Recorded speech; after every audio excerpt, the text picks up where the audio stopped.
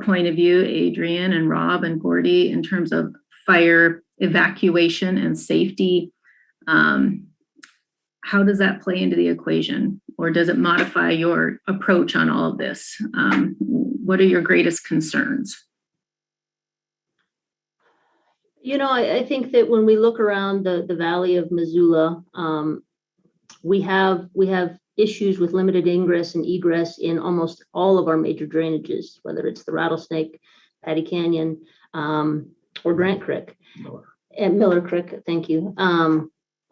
And I think that, you know, not downplaying that at all, it's the reality, and how we have historically carried out evacuations and responded to wildfires in those areas is based on the conditions as they present. Not saying that higher density isn't going to pose some additional challenges. It certainly will. They're not insurmountable, probably. Not saying that you know, it's always going to be safe, and that, you know, you have my guarantee that we're going to be successful every single time, because there's just way too many variables for that. But we will use the resources that we have to effectively get people out of harm's way in the best way that we can when those situations present themselves. I realize that's kind of a non-answer, and I apologize. Yeah, and I guess I would add,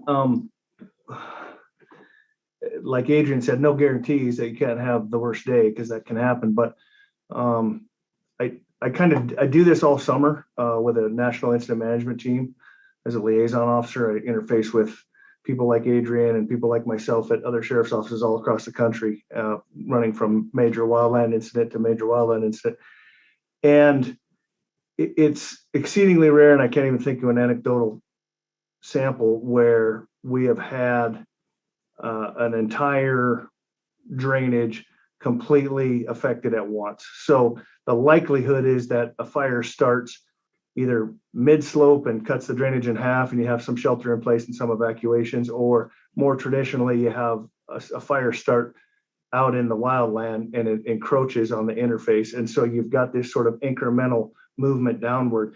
It'd be pretty unlikely, although not impossible, to have to just empty the whole drainage all at once. I know we're kind of thinking of this giant, like, you know, Walking Dead highway scene with all these cars crammed and people can't get out. But I find that, in my experience, to be pretty darn unlikely.